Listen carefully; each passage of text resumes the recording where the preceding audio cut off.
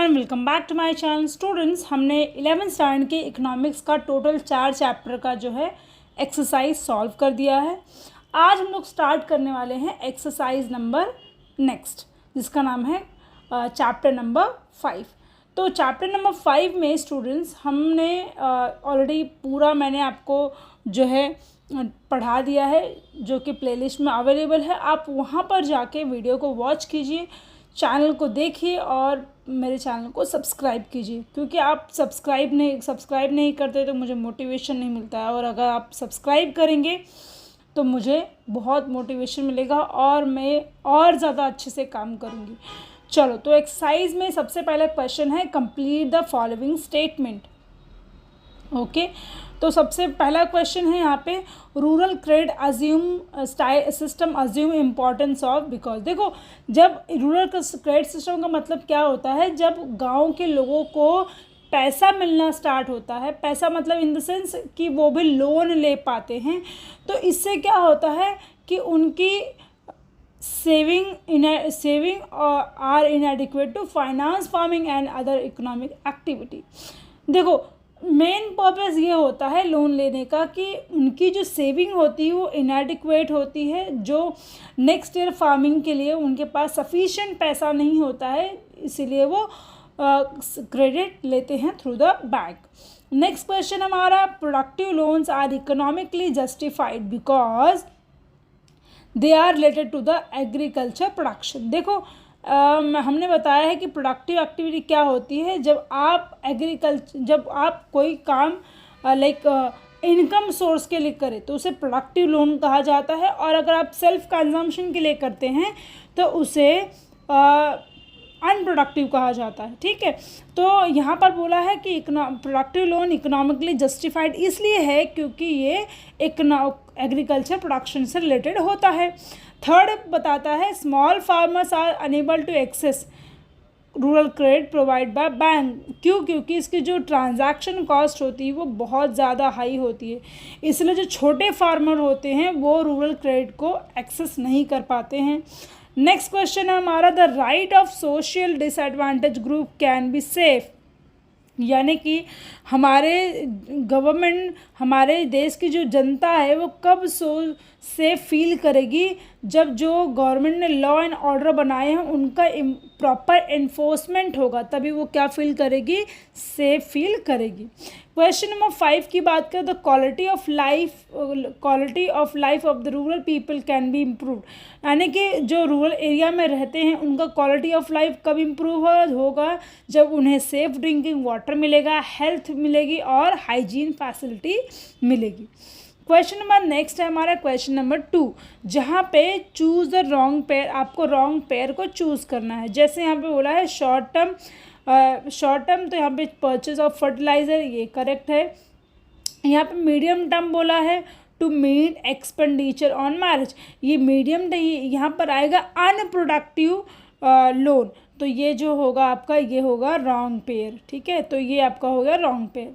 Next आता है हमारा रूरल ऑक्यूपेशनल स्ट्रक्चर, ये एग्रीकल्चर है तो यहाँ पे बैंकिंग दिया हुआ है, इंडस्ट्रियल है तो प्रोसेसिंग रॉ मटेरियल दिया और सर्विस दिया है जो है, तो यहाँ पे जो रॉन्ग पेयर है, देखो एग्रीकल्चर सेक्टर में बैंकिंग और इंश्योरेंस तो बिल्कुल नहीं आता, क्योंकि यहाँ पे जो होता है वो क्या होता है कि यहाँ पर जो है रॉ मटेरियल चीज़ें आती है ना, रॉ मटेरियल को ही इंडस्ट्रियल में फिनिश गुड्स में कन्वर्ट किया जाता है या प्रोसेस किया जाता है। ठीक है, यह सर्विस सेक्टर में बैंकिंग, इंश्योरेंस के साथ साथ कंप्यूटर रिलेटेड सर्विस भी इंक्लूड होती है।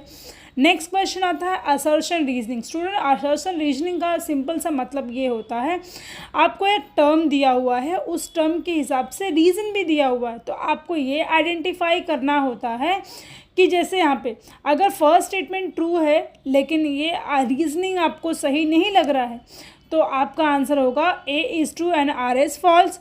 लेकिन आपका रीजनिंग सही दिया हुआ है अकॉर्डिंग टू योर नॉलेज, लेकिन असर्शन उसके हिसाब से बराबर नहीं है, तो आंसर क्या होगा, A is false but R is true. लेकिन अगर असर्शन भी सही है, रीजनिंग भी सही है, इसके अकॉर्डिंग दिया हुआ है, तो आपका आंसर आएगा both are true and R is the correct explanation of A. लेकिन अगर दोनों सही है लेकिन ये रीजनिंग किसी और चीज़ का दिया हुआ है और असर्शन किसी और चीज़ का है, तो आपका आंसर होगा बोथ आर करेक्ट और both are true but R is not correct explanation of A. I hope आपको समझ में आया होगा ये स्टेटमेंट।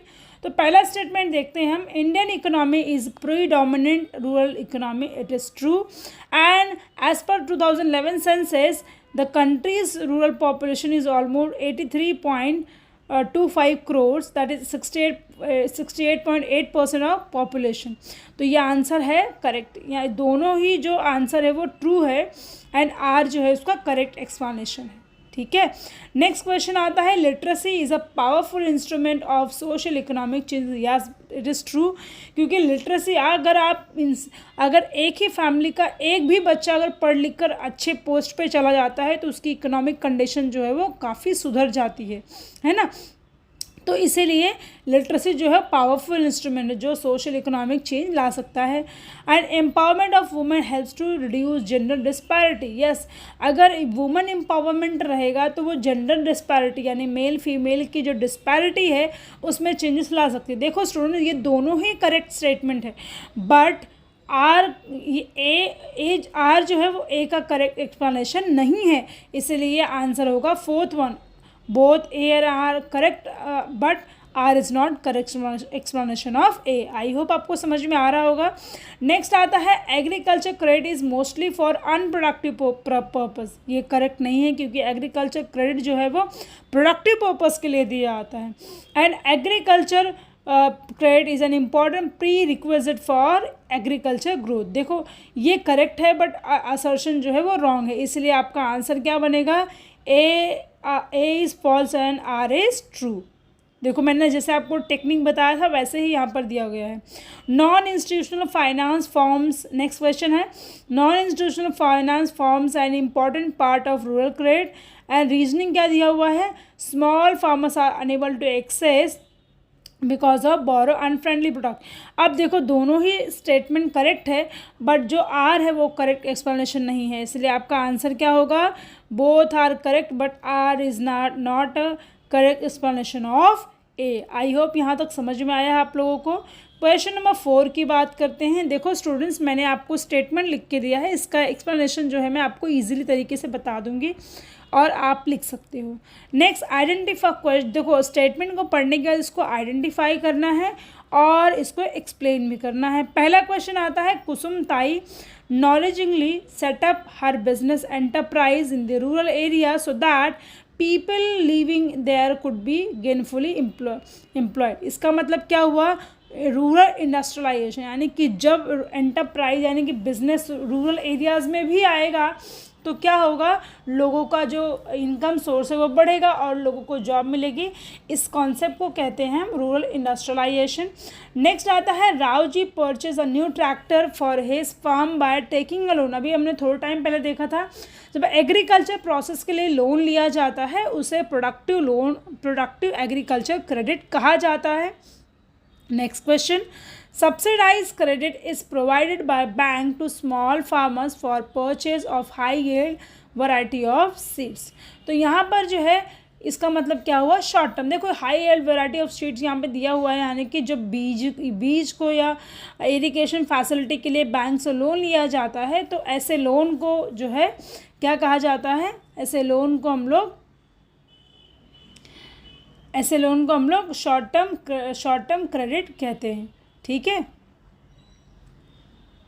नेक्स्ट आता है हमारा, Damaji borrow loan from a credit society established in a village this season rather than taking it from the money lender. इसका मतलब क्या, दामाजी राव ने क्रेडिट सोसाइटी से लोन लिया है तो उन्होंने किसको इग्नोर किया, जो बैंक होती है इसको इग्नोर करके मनी लेंडर के पास से क्या किया, लोन यहाँ पे उन्होंने एक क्रेडिट सोसाइटी से यानी कि एक बैंक अटैच्ड सोसाइटी से जो है लोन लिया है रादर देन मनी लेंडर से।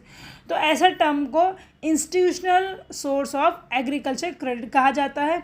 अगर वही मनी लेंडर से लिया होता है तो यहाँ पे क्या होता है, non institutional source of credit, agricultural credit. Okay, next आता है हमारा Ramji Rao take a loan from the bank for a period of 10 year. देखो यहाँ पर 10 ईयर बोला है, तो हमेशा क्या याद रखना है, long term, subject to term and condition for the purpose of irrigating farming. तो ये आंसर है आपका long term agricultural credit. Next आता है हमारा read the following passage carefully and answer the question given below. अब यहाँ पे एक पैरा है जो आपको रीड करना है और इसके रिगार्डिंग जो भी आंसर लिखा, जो भी क्वेश्चन पूछा गया है उसका आपको आंसर करना है। चलो रीड करते हैं। Rural development is one of the trust area of administration. Rural development क्या है, एक ट्रस्टेड एरिया है जो जहाँ पे एडमिनिस्ट्रेशन को देखा जाता है। As Mahatma Gandhi rightly said, India live in a village and the development of the nation can not be achieve without the development of a village. पूरे देश का डेवलपमेंट तब तक नहीं होगा जब तक जितने भी गांव हैं वो डेवलप नहीं होंगे। And the need for the R is the convergence of development intervention at the grassroots level can be possible through the effective governance at the village level। जो डेवलपमेंट है वो ग्रास रूट लेवल से करना पड़ेगा, यानी कि deep से करना पड़ेगा। अगर आप सोचो कि अर्बन एरियाज़ में ही डेवलपमेंट हो जाए तो रियलिटी में वो डेवलपमेंट होगा ही नहीं जब तक आप जो ग्रास रूट लेवल है वहाँ से डेवलपमेंट नहीं करते हो और प्रॉपर इम्प्लीमेंटेशन नहीं करते हो। And the movement towards decentralisation of the national and state government through the Panchayati Raj system need to be strengthened through the lesson learned from the successful stories and model village around the India। यानी कि model village एक ऐसा village है जहाँ जिससे inspiration मिलता है या सक्सेसफुल स्टोरीज देखने मिलता है कि ये गांव किस तरीके से डेवलप हुआ है, तो उसके अकॉर्डिंग अलग जो एक राइट डायरेक्शन मिलता है और जो पॉवर्टी रिडक्शन है वो भी कम होता है, इनइक्वालिटीज़ कम होती है, लिटरेसी को बढ़ावा मिलता है और इससे ही क्या होगा, ये पॉसिबल हो सकता है। And understanding of social issues is important for effective planning and policy development. Self governance ensure that Indian citizen even the previously marginalise can be participate in the taking decision. अब self governance का मतलब क्या, जो government है, state government है, उसको ensure करना पड़ेगा कि हर सिटीज़न तक जो भी उसकी पॉलिसी है वो पहुँचे और हर सिटीज़न को पार्टिसिपेट करना है किसमें, रूरल डेवलपमेंट में। अब यहाँ पे क्वेश्चन नंबर 1 पूछा गया है, explain short Mahatma Gandhi view on rural development. अब महात्मा गांधी ने क्या कहा है, India live in a village and development of nation can not be achieve without the development of village. ये किसका व्यू है, ये महात्मा गांधी जी का व्यू है। तो यहाँ पे ये आपको ये शॉर्ट में लिख सकते हो, आइदर आप अपने तरीके से भी क्या कर सकते हो, आंसर लिख सकते हो। Highlight the role of government. अब गवर्नमेंट का रोल क्या है, यहाँ दिया गया है, the need of the government is all the development intervention at the grass level. यानी कि यहाँ पे गवर्नमेंट का रोल यहाँ पे क्या होगा, the movement toward decentralization and state government through the पंचायती राज। यानी कि यहाँ से होगा the movement toward the decentralization से क्या करना होगा, पंचायती राज गवर्नमेंट से क्या करना होगा, मॉडल बेस्ड को सक्सेसफुल बनाना होगा। And what are the major have been achieve to rural development. कौन कौन से मेजर्स जो अचीव किए गए हैं, यानी कि यहाँ पे मॉडल विलेज को यहाँ पे आप कंसीडर कर सकते हो, ठीक है। या फिर जैसे कि यहाँ पे दिया भी गया है कि देखो यहाँ पे जो एजुकेशन में राइट डायरेक्शन में जाना, एजुकेशन में रिडक्शन हुआ है या इनइक्वालिटीज़ आई है एजुकेशन में, उसे इम्प्रूव करना है ना, ये सारी चीज़ें जो है आपको एक परफेक्ट मेजर देती है फॉर रूरल डेवलपमेंट। तो आप अपने हिसाब से क्वेश्चन नंबर जो लास्ट है, express your idea of a village और मॉडल विलेज, आप इसको अपने तरीके से क्या कर सकते हो, राइट कर सकते हो, ठीक है। तो मिलते हैं अगले चैप्टर में, तब तक के लिए आप अपना ख्याल रखिए और मेरे चैनल को जितना हो सके उतने लोगों को शेयर कीजिए। Thank you so much everyone. Please don't forget to